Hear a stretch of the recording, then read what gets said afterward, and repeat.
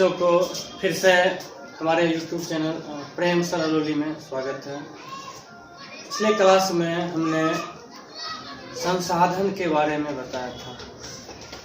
एक बार फिर से रिवाइज कर दिया जाए। संसाधन क्या है? वे सभी वस्तुएं और सेवाएं जो मानवीय आवश्यकताओं की पूर्ति करता है उसे संसाधन कहते हैं, जैसे जल, हवा, सूर्य का प्रकाश इत्यादि। अब संसाधन को मुख्य रूप से दो वर्गों में बांटा गया है।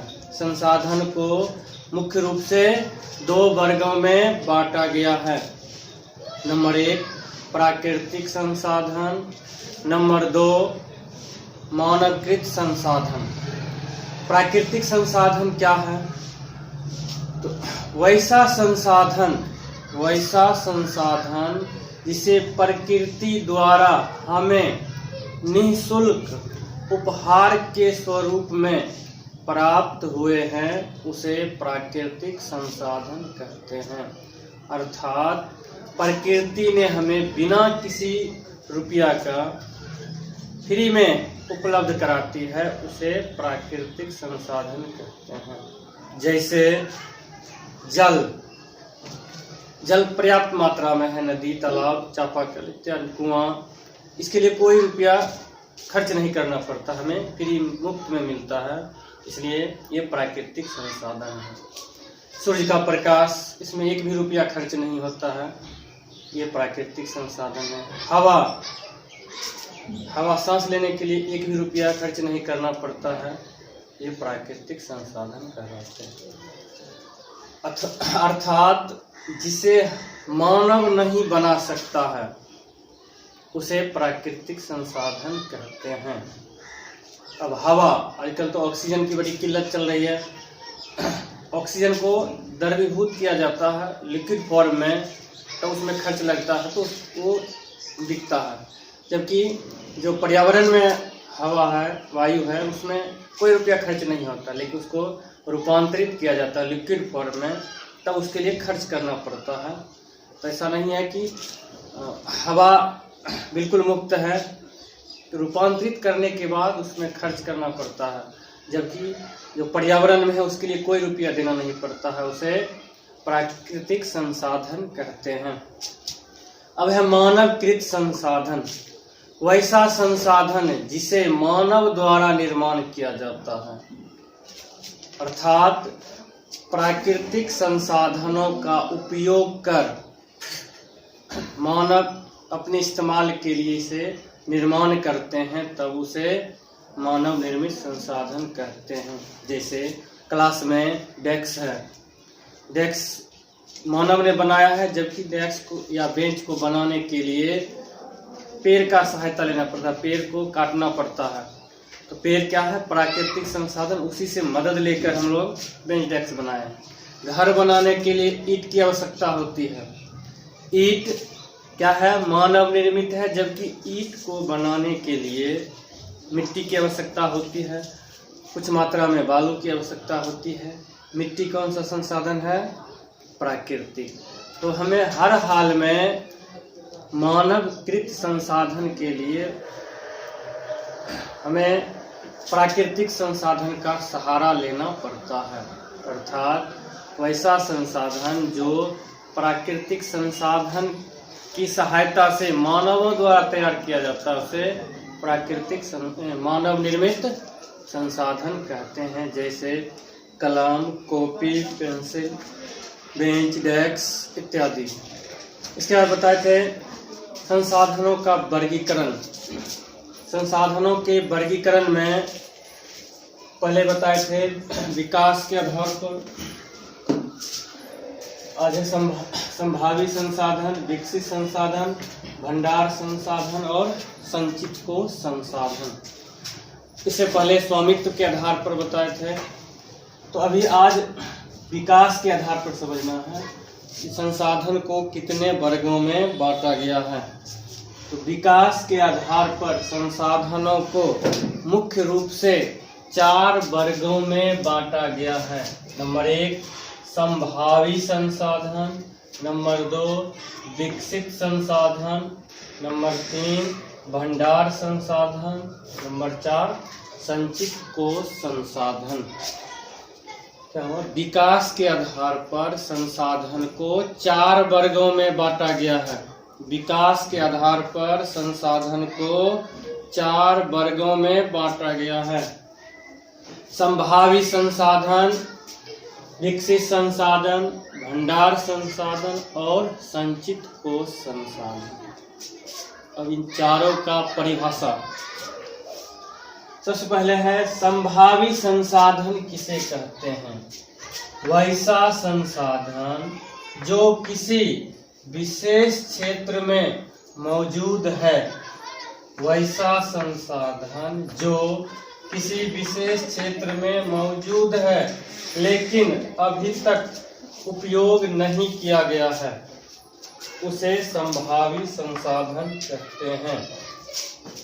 जैसे हिमालयी क्षेत्र में खनिज, राजस्थान तथा गुजरात में पवन ऊर्जा, सौर ऊर्जा इत्यादि। संभावना है, मौजूद है लेकिन भविष्य में इसकी संभावना है उपयोग करने की। ये संभावी, संभवतः संभावी संसाधन किसे कहते हैं? वैसा संसाधन जो किसी विशेष क्षेत्र में मौजूद होते हैं लेकिन अभी तक उसका उपयोग नहीं किया गया है, उसे संभावी संसाधन कहते हैं।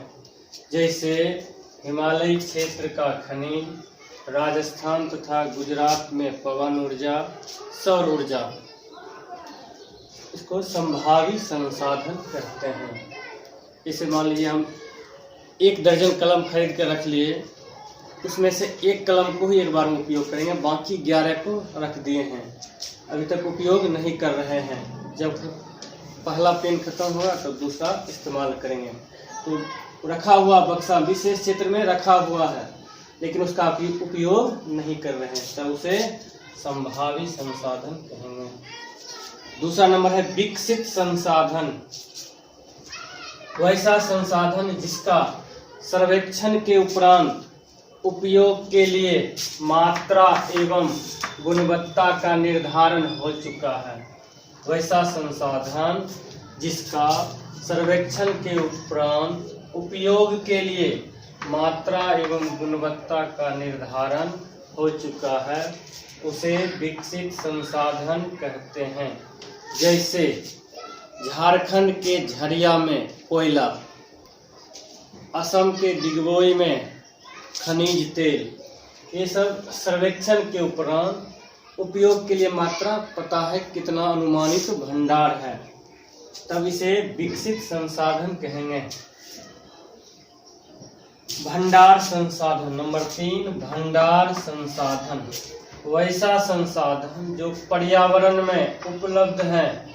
वैसा संसाधन जो पर्यावरण में उपलब्ध हैं लेकिन उपयुक्त प्रौद्योगिकी के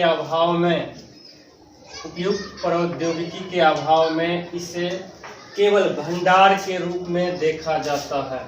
केवल भंडार के रूप में देखा जाता है, उसे भंडार संसाधन कहते हैं। जैसे जल। जल क्या है? जल का रासायनिक सूत्र H2O, हाइड्रोजन और ऑक्सीजन का यौगिक है। जल हाइड्रोजन और ऑक्सीजन का यौगिक है। इसमें ऊर्जा की असीम संभावनाएं हैं लेकिन प्रौद्योगिकी या टेक्निक हम लोग पास नहीं है जिससे इससे ऊर्जा प्राप्त कर सकते हैं। जैसे सूर्य के रोशनी ऊर्जा के रूप में प्राप्त होते हैं, तो जल से भी हाइड्रोजन और ऑक्सीजन के द्वारा हमें ऊर्जा की प्राप्ति हो सकती है, लेकिन हमारे देश में उपयुक्त तकनीक के अभाव के कारण इसका उपयोग नहीं किया जा रहा। केवल इसे हम भंडार के रूप में देख सकते हैं, स्टॉक में जमा है, ये भंडार संसाधन हुआ। जब सारे संसाधन समाप्त हो जाएंगे तब इसका इस्तेमाल किया जाएगा। नंबर 4 संचित कोष संसाधन। संचित कोष संसाधन वैसा संसाधन जिसे उपलब्ध तकनीक के आधार पर प्रयोग में लाया जा सकता है। कुछ तकनीक हम लोग के पास हमारे देश में उपलब्ध हैं, उसी के आधार पर प्रयोग में लाया जा सकता है, लेकिन तत्काल उपयोग इसका नहीं किया जा रहा है, तब उसे संचित कोश संसाधन कहते हैं। हमारे देश में कई नदी घाटी परियोजना विकसित किए गए हैं। तो नदी घाटी परियोजना द्वारा जल विद्युत उत्पादन ये संचित कोश संसाधन के अंतर्गत आते हैं। हमारे क्षेत्र में भी कई नदियां गुजरती हैं, तो इसके द्वारा जल विद्युत उत्पादन किया जा सकता है, लेकिन इसे उपयोग में नहीं लाया जा रहा है, इसलिए इसे संचित कोश संसाधन के रूप में देखा जा सकता है। इस तरह से विकास के आधार पर संसाधन के 4 वर्ग कंप्लीट हो गए। पहला था संभावी संसाधन, दूसरा था विकसित संसाधन, तीसरा भंडार संसाधन, चौथा संचित कोश संसाधन। ये 4 प्रकार के संसाधन हैं। एक बार फिर से, संभावी संसाधन वैसा संसाधन जो किसी विशेष क्षेत्र में मौजूद है। वैसा संसाधन जो किसी विशेष क्षेत्र में मौजूद है लेकिन अभी तक उपयोग नहीं किया गया है, उसे संभावी संसाधन कहते हैं। जैसे हिमालयी क्षेत्र का खनिज, राजस्थान तथा गुजरात में पवन ऊर्जा और सौर ऊर्जा इत्यादि। नंबर 2, विकसित संसाधन वैसा संसाधन जिसका सर्वेक्षण के उपरांत उपयोग के लिए मात्रा और गुणवत्ता का निर्धारण हो चुका है, उसे विकसित संसाधन कहते हैं। जैसे झारखंड के झरिया में कोयला, असम के दिगबोई में खनिज तेल इत्यादि।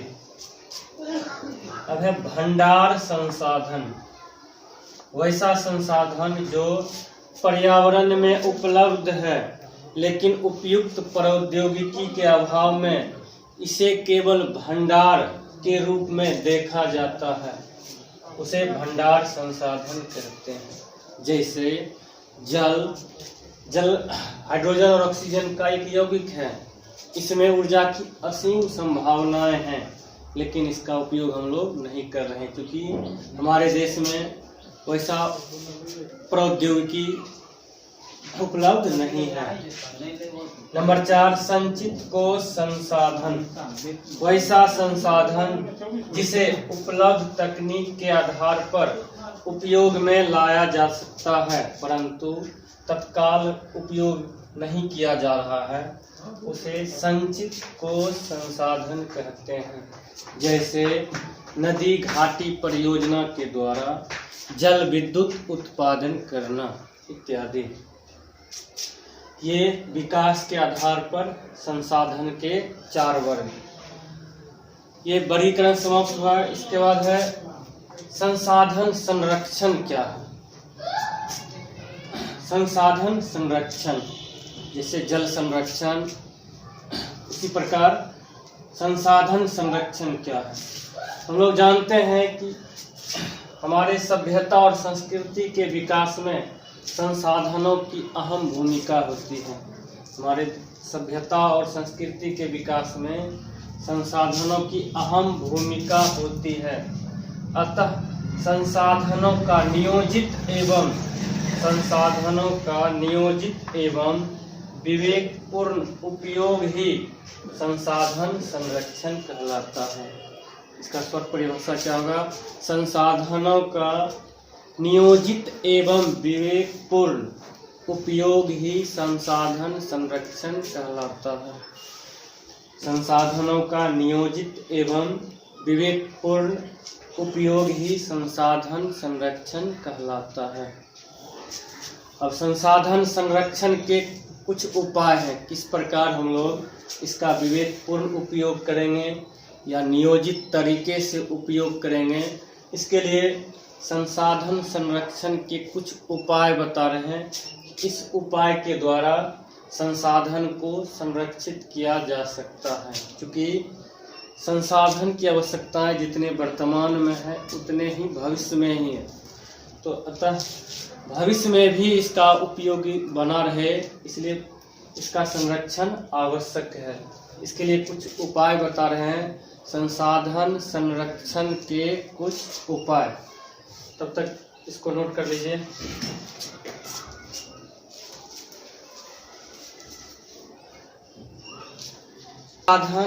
संसाधन संरक्षण के कुछ नियम या कुछ उपाय बता रहे हैं। क्या उपाय है?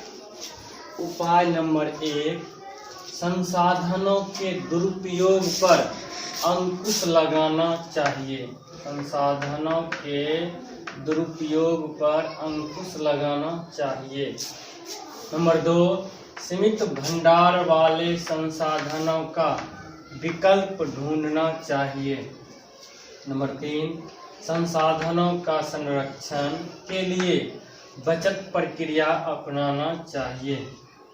संसाधनों का विवेकपूर्ण ढंग से शोषण करना चाहिए।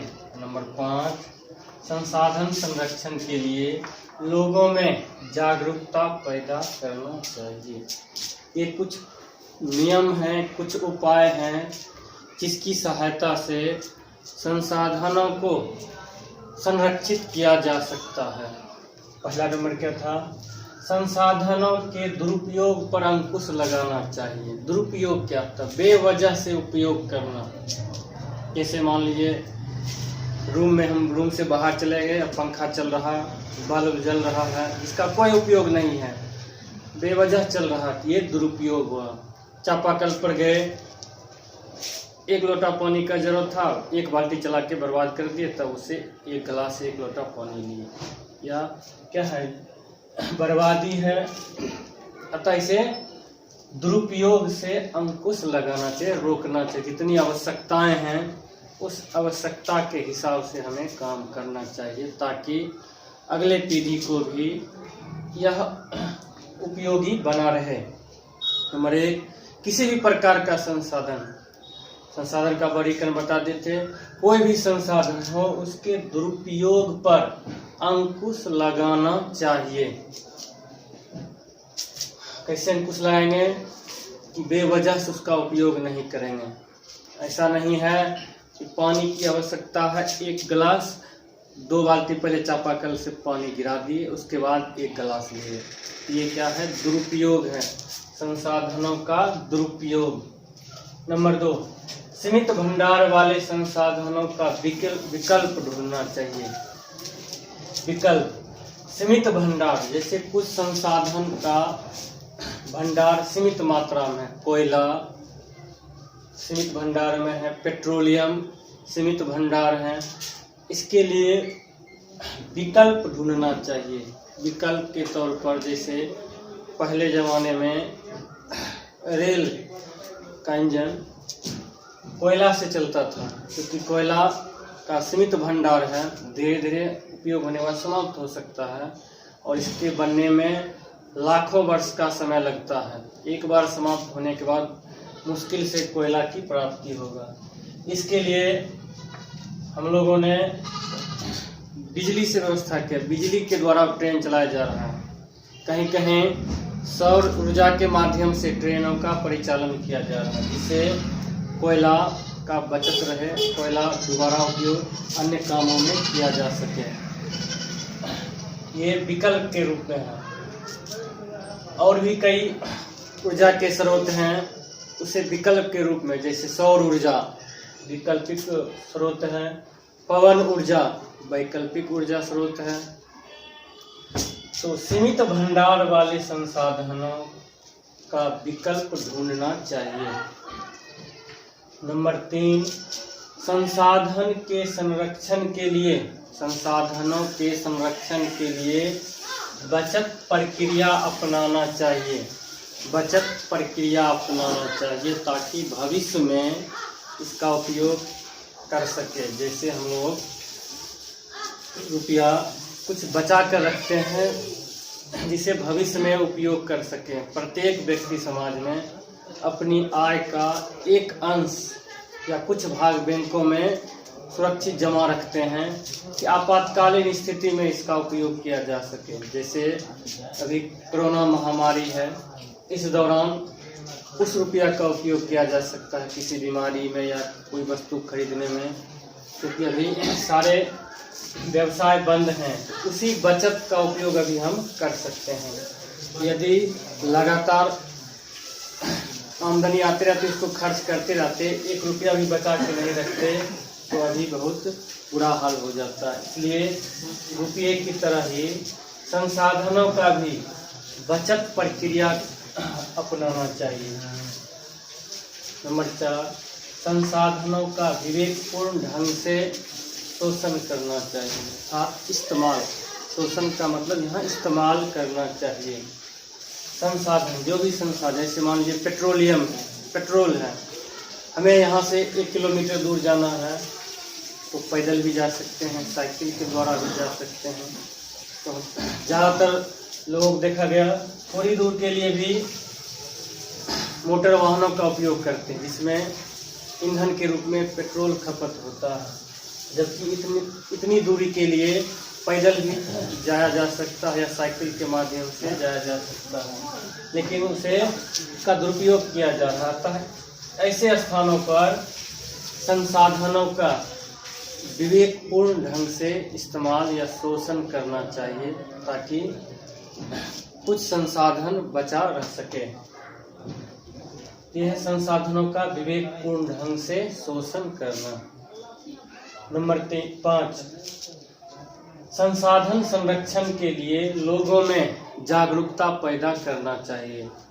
कोई भी संसाधन हो, इसके संरक्षण के लिए लोगों में जागरूकता पैदा करना चाहिए, क्योंकि हमारा देश साक्षरता दर में अन्य देशों की अपेक्षा बहुत कम है। लोगों को जानकारी का अभाव है। अभी ही हालत देख लीजिए कि घर बनाने के चक्कर में, बड़े बड़े बिल्डिंग बनाने के चक्कर में पेड़ों की अंधाधुंध कटाई की जा रही है और हर जगह नई नई रोड का 4 लेन 6 लेन बनाया जा रहा, बड़ी बड़ी इमारतें खड़ी की जा रही है और पेड़ों को काटा जा रहा। उसका नतीजा ये हुआ, अभी ऑक्सीजन को सिलेंडर में बंद करके इस्तेमाल किया जा रहा।